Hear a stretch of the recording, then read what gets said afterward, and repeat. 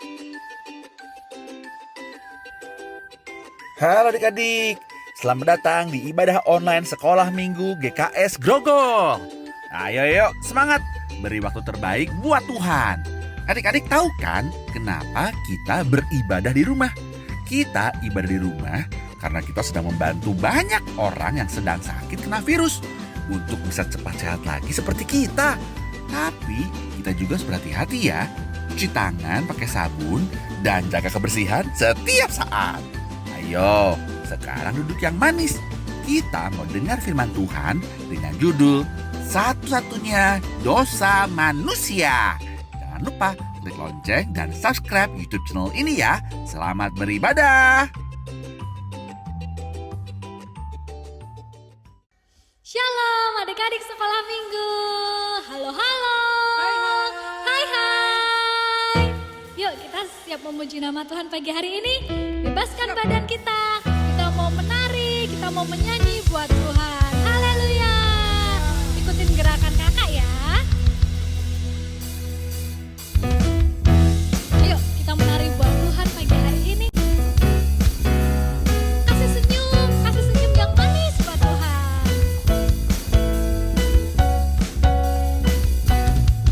Yesus pokok dan kita jarangnya, tinggallah di dalamnya. Yesus pokok dan kita caranya, tinggallah.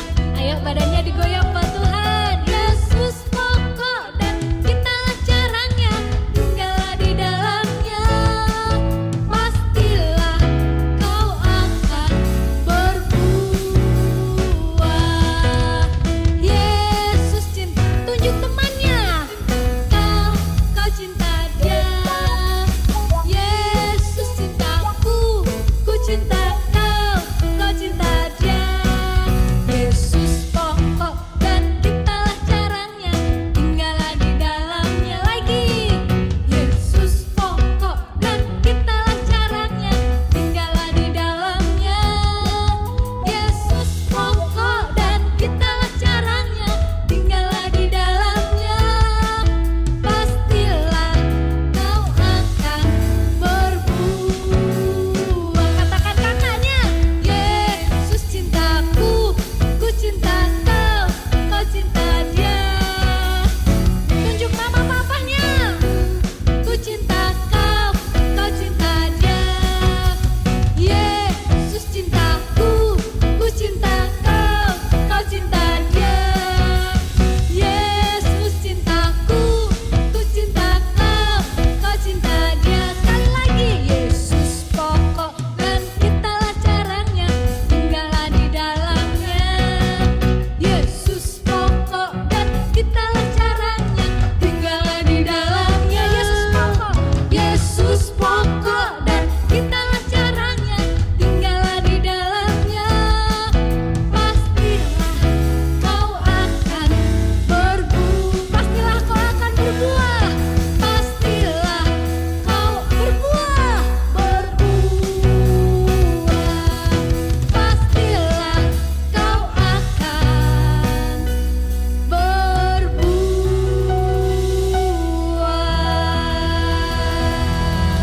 Siap mendengarkan firman Tuhan hari ini adik-adik. Tuhan Yesus memberkati. Dadah.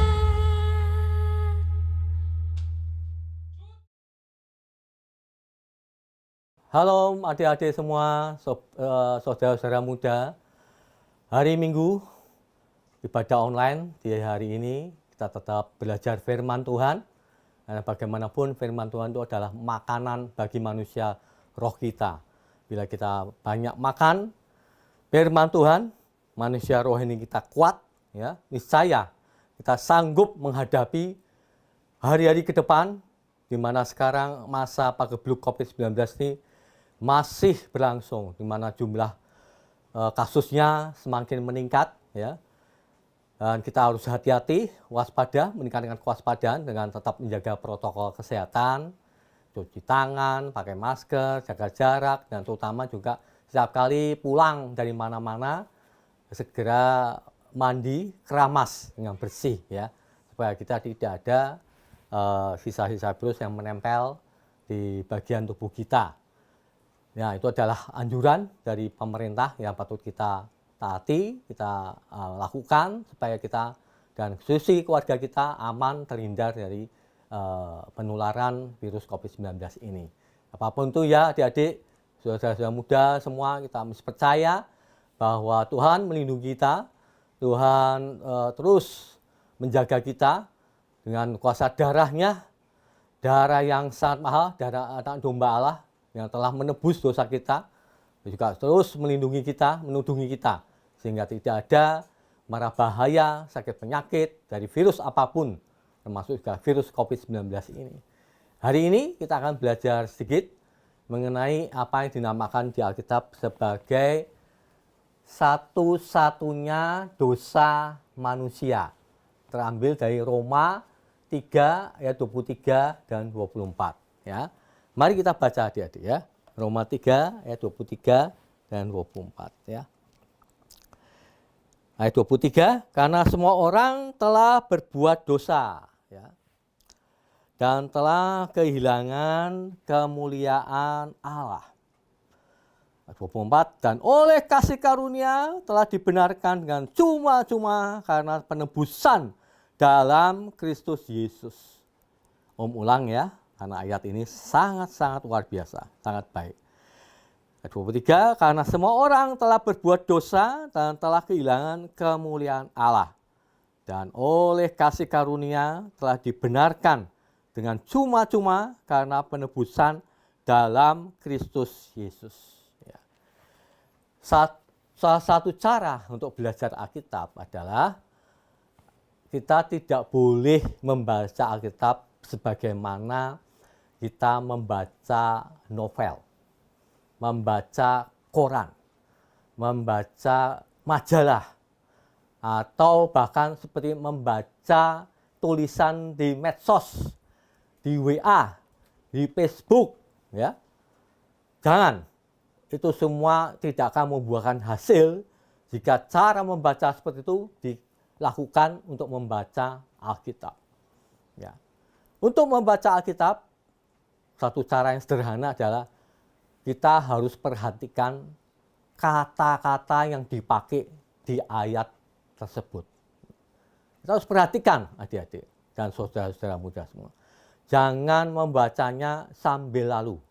Kalau hanya sekedar membaca Alkitab untuk memasukkan, memindahkan isi Alkitab ke dalam otak kita, sehingga dalam 1 tahun bisa habis satu Alkitab, ya, 66 kitab di Alkitab, ya, 39 Alkitab Perjanjian Lama, 27 kitab di Perjanjian Baru, 66 kita baca habis semua setahun, maka kita hanya baca sekilas gitu aja nggak apa-apa. Tapi kalau kita mau sungguh-sungguh belajar firman Tuhan, maka kita mesti memperhatikan kata demi kata yang dipakai di dalam ayat tersebut. Nah, dalam ayat 23 ini, kita mesti perhatikan beberapa kata yang penting, ya. Pertama yaitu kata dosa, ya. Apakah sebenarnya dosa yang disebut di Alkitab itu, ya? Karena Perjanjian Baru ditulis dalam bahasa Yunani, maka kita mesti lihat, cek kata dosa di dalam bahasa Yunani itu adalah hamartia, ya. Ulangi, hamartia. Hamartia itu adalah dosa di dalam bahasa Yunani. Ya. Nah, bahasa Yunani itu sangat kaya, adik-adik. Ya, satu kata itu sudah mengandung beberapa pengertian, tergantung konteksnya, tergantung kalimatnya mau dipakai di mana. Nah, kata dosa yang hamartia ini, pengertian sesungguhnya dalam hal ini adalah meleset. Ya, ibaratnya kalau atlet panah, ya, mau memanah ke bidang sasaran, ya, bidang sasarannya bisa berupa lingkaran-lingkaran seperti ini, ya. Lalu kemudian di paling tengah itu ada satu titik. Kalau mau tepat memanahnya, maka harus anak panah yang dilepaskan itu harus masuk atau menancap pas, tepat di titik sasaran yang di tengah ini. Ya. Tapi kalau dia manahnya meleset, jebret, dia meleset, maka dia nggak kena ke titik tengah, tapi meleset ke sebelah-sebelahnya. Nah, itulah pengertian dosa di dalam bahasa Yunani, hamartia. Nah, dalam hal ini, manusia dikatakan semua orang telah berbuat dosa, ya. Berbuat dosa itu artinya meleset. Meleset dari apa? Meleset dari sasaran yang ditetapkan oleh Allah. Allah menetapkan bahwa manusia yang pertama kali diciptakan, yaitu Adam dan Hawa, sasarannya adalah yang Allah inginkan Adam dan Hawa dengan kehendak bebasnya itu mau memakan buah pohon kehidupan. Itu maunya Allah seperti itu. Tapi Allah tidak mau paksa. Karena dia menciptakan Adam dan Hawa dengan kehendak bebas. Allah mengharapkan dengan kehendak bebasnya Adam dan Hawa bisa memakan buah pohon kehidupan. Nah, pertanyaannya, apa itu buah pohon kehidupan, Om? Buah pohon kehidupan itu melambangkan diri Allah sendiri. Ya. Ingat baik-baik adik-adik dan saudara muda semua. Buah pohon kehidupan itu melambangkan diri Allah sendiri. Sehingga kalau Adam dan Hawa makan buah pohon kehidupan itu yang ada diri Allah sendiri, maka Adam dan Hawa beroleh hidup yang kekal. Kalau Adam dan Hawa tidak makan buah pohon kehidupan, hidupnya tidak kekal. Dia pada akhirnya dia bisa mati. Tapi kalau dia makan buah pohon kehidupan, ya hidup kekal seperti hanya Allah yang adalah kekal adanya. Itu sasarannya, tapi kenyataannya meleset. Bukannya makan buah pohon kehidupan, malah makan buah pohon pengetahuan yang melambangkan diri iblis sendiri. Nah, sekarang iblis yang adalah dosa itu ada di dalam Adam, ya. Dan saat itulah benih dosa yang dibawa oleh Adam dan Hawa sejak makan buah pohon pengetahuan akhirnya diturunkan dari generasi ke generasi. Turunkan ke anaknya, itu Kain dan Habel. Lalu kemudian Kain, karena adanya benih dosa dalam dirinya yang diturunkan dari Adam dan Hawa, maka Kain berbuat kejahatan yang pertama kali. Jadi pembunuhan yang pertama kali. Dia membunuh Habel. Ya. Nah, terus-menerus seperti itu. Sampai kepada generasi sekarang, di masa modern ini, di abad 21, kita melihat manusia itu dibelenggu oleh dosa, berbuat macam-macam kejahatan. Ya. Tapi Alkitab hanya memandang bahwa satu-satunya dosa manusia itu adalah berbuat pemberontakan melawan Allah, yaitu tidak mentaati perintah Allah, tapi malah memberontak melawan perintah Allah, sehingga terjadilah benih dosa masuk ke dalam kehidupan manusia. Ya, itulah sebabnya dikatakan semua orang telah berbuat dosa. Ya, ini poin kedua, semua orang telah berbuat dosa. Wah, ini nggak adil, Om. Wah, aku nggak mencuri kok. Aku nggak membunuh, aku nggak merampok, aku nggak nyolong motor, aku nggak nyolong mobil, enggak, aku nggak curi uang kok. Ya, aku jujur, ya kan. Kalau disuruh mama beli gula di warung, ya si uang kembalinya pasti tak kembalikan, nggak mungkin tak tilep. Aku jujur, Om. Masa aku dibilang orang berbuat dosa? Ya. Karyawan juga pasti protes. Wah, aku dibilang orang berbuat dosa. Aku jujur kok. Suruh datang jam 7:30, datang jam 7:30. Pulang jam 5 ya pulang jam 5. Aku jujur kok dalam hal waktu. Aku bukannya nggak jujur. Dalam hal waktu aku jujur. Aku nggak curi-curi waktu. Hingga kalau di kantor aku nggak korupsi kok. Gitu kan. Aku juga nggak jahat sama teman kerjaku. Lalu kenapa aku dibilang juga sebagai manusia yang berbuat dosa? Apa ini nggak adil nih? Itu kata orang-orang seperti itu. Tapi Beginilah penjelasan adik-adik. Alkitab mengatakan semua orang telah berbuat dosa. Nih, ceritakan sekarang. Misalnya ada anak namanya Budi. Ya, ini memang ini nama paling umum memang Budi. Semua selalu jadi contoh di mana-mana ya. Budi, ya. Ini Budi. Kalau orang belajar nulis kan INI ini BUDI. Ini Budi ya. Ini Budi, ya. Budi dilahirkan dari papa mamanya. Papa mama Budi, ya. Melahirkan Budi, ya. Nah, papa mama Budi itu kan dilahirkan sama kakek nenek Budi. Betul ya, adik-adik ya? Kakek nenek Budi, ya. Nah, boleh dibilang kalau misalnya kakek nenek Budi nggak ketemu, nggak menikah, ya, atau menikah tapi kemudian si kakek ikut perang kemerdekaan, ya, lalu meninggal ditembak sama tentara Jepang misalnya, apakah papa mama Budi ada? Ya nggak ada, adik-adik ya, karena kakek nenek Budi nggak ada. Dalam hal ini karena kakeknya meninggal, maka nggak melahirkan papa mama Budi. Nah, kalau papa mama Budi nggak ada, ya Budinya nggak ada. Nah, dengan demikian boleh dibilang Budi ini sebenarnya ada di dalam papa mamanya. Nah, papa mamanya ada di dalam kakek neneknya. Sehingga secara keseluruhan ya Budi ini ada di dalam kakek neneknya. Ada kakek neneknya, ada Budi. Nggak ada kakek nenek, ya nggak ada Budi. Nah, ini kalau diteruskan terus sampai jauh ke belakang, akhirnya semua manusia akan menuju pada satu manusia pertama, yaitu Adam dan Hawa. Ini kalau diterusin terus, silsilahnya bisa sampai ke Adam dan Hawa.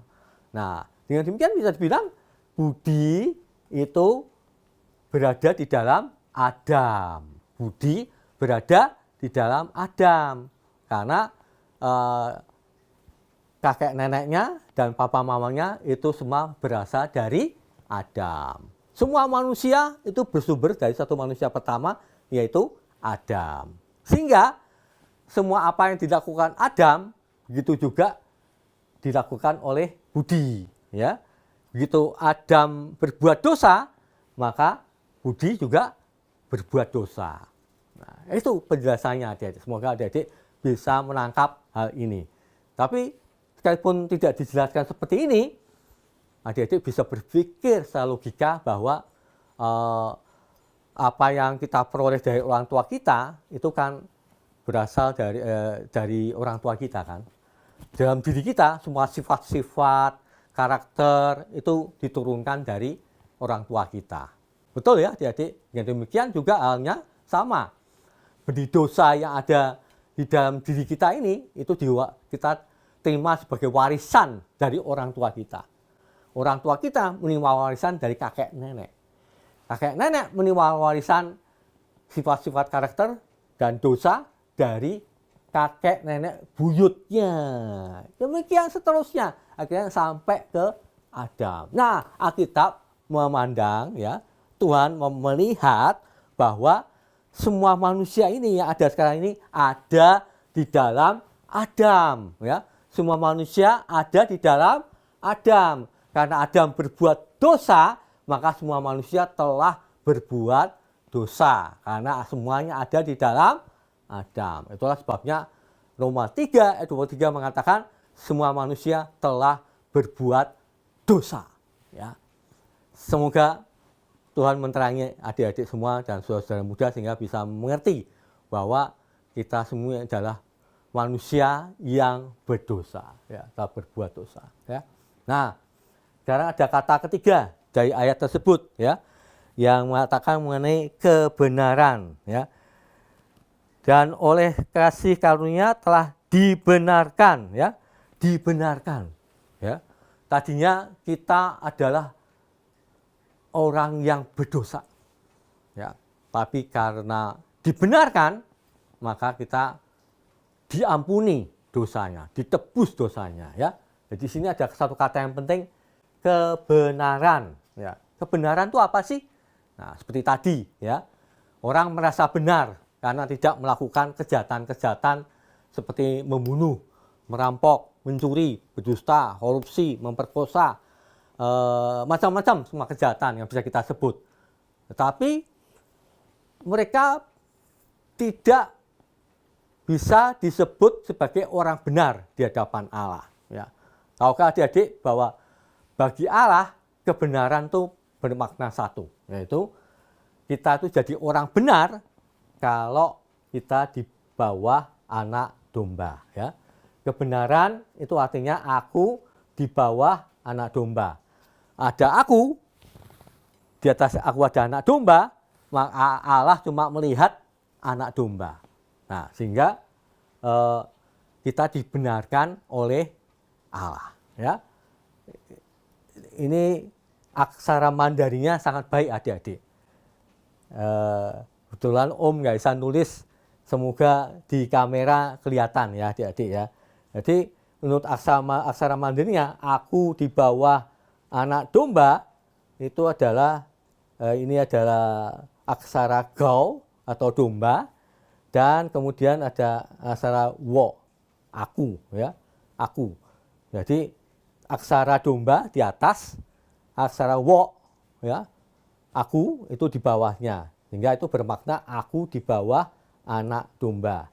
Ini adalah membentuk satu aksara, jadi dua aksara digabungkan, go, gau, sama gau adalah domba, dan wo, aku, itu digabung akan menjadi yang dinamakan aksara yi. Yi atau kebenaran. Ya. Jadi kebenaran itu adalah aku di bawah anak domba. Ya. Nah, kenapa bisa dibenarkan? Karena aku di bawah anak domba. Nah, ini harus lanjut adik-adik. Yang berkaitan dengan poin ketiga ini. Penebusan dosa. Ya. Penebusan dosa. Alkitab sudah banyak mengisahkan mengenai bagaimana dosa manusia yang diwariskan dari Adam dan Hawa itu bisa ditebus. Itu di dalam 1 Petrus 1 ayat 19 ya. Ini Om bacakan. Sebab kamu tahu bahwa kamu telah ditebus dari cara hidup yang sia-sia. Cara hidup yang sia-sia itu adalah cara hidup yang tidak mengenal Tuhan ya. Yang tidak percaya sama Tuhan Yesus ya. Yang kamu warisi dari nenek moyangmu itu. Nah, diwarisi dari nenek moyang ya. Bukan dengan barang yang fana, bukan pula dengan perak atau emas, melainkan dengan darah yang mahal, yaitu darah Kristus, yang sama seperti darah anak domba yang tak bernoda dan tak bercacat. Nah, di sini Paulus menggarisbawahi satu prinsip penebusan dosa, yaitu dengan darah Yesus Kristus, darah anak domba Allah. Jadi kita ditebus oleh darah anak domba Allah. Ya. Nah, kenapa sih mesti pakai darah tuh? Nah, kita mesti baca yang Ibrani 9 ayat 22. Mungkin adik-adik bertanya, ini kok semua nebus dosa harus pakai darah, ngapain sih? Penetapan Allah seperti itu. Tapi inilah ya. Nih. Dan hampir segala sesuatu disucikan menurut hukum Taurat dengan darah. Nah, ini bagian B yang perlu kita tekankan. Dan tanpa penumpahan darah tidak ada pengampunan. Tanpa penumpahan darah tidak ada pengampunan. Jadi kalau ada pengampunan dosa dari Allah, maka harus ada pencurahan darah. Penumpahan darah yang harus dicurahkan supaya darah itu menebus dosa manusia. Ya, 9:22. Kenapa harus pakai darah? Ya, ini Imamat 17 ayat 11 mengatakan bahwa nyawa makhluk ada dalam darahnya. Nyawa makhluk ada dalam darahnya. Jadi kalau Allah sudah menetapkan upah dosa dalam maut, kalau Adam dan Hawa dan kita semua berbuat dosa, maka seharusnya kita mati. Kita seharusnya mati sebagai hukuman atas dosa itu. Tapi Allah sudah menetapkan dosa itu bisa ditebus kalau ada darah. Nah, sebab itulah dalam perjanjian lama, adik-adik ya, itu setahun sekali umat Israel membawa lembu jantan, kambing jantan ke kemah pertemuan ya, untuk disembelih, lalu darahnya kemudian dipercikan ke dalam kemah pertemuan. Begitu Allah ngelihat ada darah, oh udah, dia cuma ngelihat darah, dosanya sudah ditutupi oleh darah. Tapi itu berlangsung hanya setahun sekali. Nanti setahun depan diulang lagi, tahun depan diulang lagi, tidak kekal. Ya, sebab darah lembu jantan dan kambing jantan tidak bisa menebus dosa. Dia tidak kekal, darah itu tidak kekal. Harus menunggu sampai nanti ada darah anak domba Allah yang kekal, yang mempersembahkan darahnya sekali untuk selamanya, sehingga darah dosa manusia itu ditebus. Ya. Inilah prinsip penebusan dosa dia semua. Harus ada darah, karena dosa itu harus dihukum mati. Nah, supaya kita tidak dihukum mati, maka Yesus Kristus menggantikan kita di atas kayu salib sebagai anak domba Allah, menebus dosa dengan mencurahkan darahnya. Nah, misalnya gini adik-adik, ada namanya Budi lagi.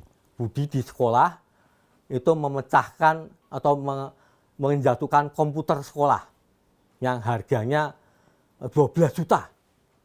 Pecah, perang. Dia nggak sengaja, waktu dia lari, dia jatuh. Lalu dilaporkan ke kepala sekolah kemudian memanggil Budi. Budi disidang. Kenapa kamu nyanyi? Budi kemudian bilang nggak sengaja gini-gini. Ya sesuai peraturan sekolah, kalau anak memecahkan peralatan sekolah harus bayar ganti rugi. Wah, Budi langsung bilang, wah nggak bisa Pak, saya nggak, anak orang nggak punya, saya nggak ada uang 12 juta bayar segitu. Nah, kepala sekolahnya garuk-garuk kepala. Waduh, ini gimana nih? Ya, masa dia nggak dihukum? Ya, tapi Budi, kamu harus bayar ganti rugi ini karena kamu sudah berbuat salah, kamu memecahkan komputer sekolah, ya kamu harus ganti. Coba kamu runding sama orang tuamu. Ya, wah, Budi pulang rumah dengan lemes ya. Dia nggak tahu betapa marahnya papanya kalau mendengar dia memecahkan komputer sekolah. Ya. Di rumah Pak Kepala Sekolah merenung. Dia sayang sama Budi. Dia lihat Budi anaknya rajin, pandai ya. Dia sayang.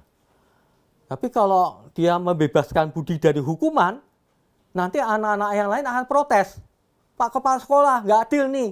Masa Budi pecahkan komputer, nggak dihukum? Terus bagaimana? Kalau dia lepaskan Budi dari hukuman, dia jadi nggak adil. Tapi kalau dia membiarkan Budi menanggung hukuman, dia merasa tersiksa karena dia sayang sama Budi. Dia tahu Budi nggak punya uang, orang tuanya nggak punya uang. Bagaimana caranya? Kepala sekolah berada dalam dilema. Ya. Lalu kemudian setelah berdoa semalaman, dia mendapatkan satu jalan. Ya udah gini aja. Dia berkorban untuk Budi. Dia keluarkan tabungannya. Besoknya dia panggil Budi. Kemudian dia bilang sama Budi, udah Budi, ini Bapak ada jalan keluar. Karena kamu dan orang tua nggak sanggup nanggung itu, maka Bapak sendiri yang nanggung biaya kerugian pecahnya komputer sekolah itu. Bapak ada uang, Bapak akan ganti rugi 12 juta rupiah ini. Wah, Budi langsung nangis, senggak-senggu, terharu sekali sama kebaikan, kemurahan hati Pak Kepala Sekolah. Dia sampai peluk kepala sekolah itu dan dia nangis gurung. Dia berjanji akan jadi anak yang lebih hati-hati lagi, tidak memecahkan barang di sekolah. Nah, begitu ilustrasinya adik-adik. Allah itu punya sifat yang menonjol, yaitu dia kasih, dia juga adil. Ya. Dia melihat Adam dan Hawa berbuat dosa, kalau dia mau ampuni begitu saja, mudah sekali adik-adik. Mudah sekali, dia tinggal bilang, aku ampuni engkau. Selesai. Tapi kalau dia ampuni, maka timbul masalah baru, yaitu Allah tidak adil. Allah membiarkan peraturannya dilanggar oleh Adam dan Hawa tanpa ada hukuman. Seharusnya Adam dan Hawa dihukum karena sudah berbuat dosa. Tapi kalau Allah membiarkan Adam dan Hawa mati, maka Allah tidak kasih. Karena Allah adalah kasih dan Allah adalah adil. Ingat baik-baik adik-adik dan saudara muda semua. Inilah sifat Allah yang utama. Kasih dan adil. Kalau dia kasih, maka dia tidak bisa membiarkan Adam dan Hawa menanggung hukuman dosa. Mati. Tertimpa oleh maut. Ya. Mati. Tapi kalau dia melepaskan Adam dan Hawa dari hukuman dosa, maka dia tidak adil. Oh, adik-adik dan saudara muda semua, tidak mudah bagi Allah untuk memutuskan hal ini. Sebab itu Allah kemudian seperti halnya Pak Kepala Sekolah tadi mengambil jalan penebusan, yaitu dia sendiri datang sebagai manusia menebus dosa di atas kayu salib.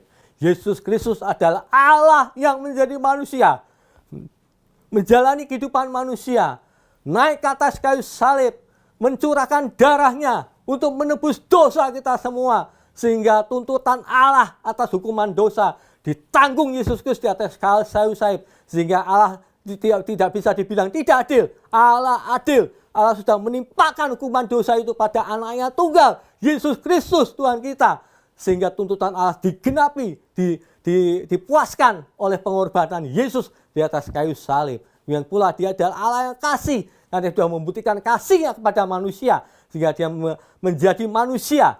Dia merelakan anaknya tunggal, Yesus Kristus Tuhan, untuk menjadi manusia dan menebus dosa umat manusia dengan mencurahkan darahnya. Itulah adik-adik, itu bukti kasih Allah kepada manusia. Dia rela menjadi manusia, menanggung sendiri hukuman dosa itu atas manusia. Sehingga manusia tidak perlu menanggung hukuman dosa, asal percaya pada karya Kristus di atas kayu salib, maka dia sudah beroleh selamat. Dia tidak turut dihukum oleh hukuman dosa itu, tapi sebaliknya dia memperoleh hidup yang kekal karena dosanya sudah diampuni oleh Allah berkat darah anak domba Allah di atas kita. Haleluya. Inilah kebenaran hari ini adik-adik dan saudara semua. Inilah kebenaran hari ini. Inilah Injil. Inilah kasih karunia Allah. Inilah kemurahan Tuhan yang lebih daripada hidup bagi kita semua yang percaya padanya. Haleluya. Amin. Terima kasih Tuhan atas firman-Mu. Kami bersyukur Engkau sendiri Tuhan yang menebus dosa kami, mencurahkan darah-Mu di atas kayu salib, menebus satu-satunya dosa manusia, sehingga kami beroleh hidup yang kekal. Bahkan Kau memberikan roh itu, roh-Mu pada kami, sehingga kami bisa menjalani kehidupan yang kudus, menjadi makin serupa dengan Kristus, sehingga kami bisa menjadi saksi-saksi-Mu di akhir zaman ini. Tuhan berkati adik-adik dan saudara muda yang mendengarkan firman ini, sehingga mereka benar-benar menjadi saksi-saksi Kristus di akhir zaman ini. Bukan seperti anak-anak muda dunia, bukan seperti anak-anak dunia ini, tapi sungguh-sungguh menjadi anak Allah, anak-anak Allah yang mengikuti pimpinan roh Allah yang hidup dan hidup mereka, sehingga mereka benar-benar menjadi saksi-saksi-Mu di akhir zaman ini ya Tuhan Yesus. Terima kasih atas firman-Mu Tuhan. Kami bersyukur, kami berterima kasih padamu. Naikkan sedap ucapan syukur kami ini hanya kepada Yesus Kristus Tuhan Allah kami yang hidup, Raja kami yang mulia, anak domba Allah, singa suku Yehuda yang telah menang. Haleluya. Amin. Adik-adik, kita sudah selesai mengikuti ibadah online sekolah minggu KS Grogol. Ingat untuk selalu mentaati dan melakukan firman Tuhan setiap saat. Jangan lupa minggu depan untuk ikut ibadah sekolah minggu. Kita akan bahas tentang berapa lama lagi. Jangan sampai ketinggalan ya. Sampai jumpa minggu depan. Dadah!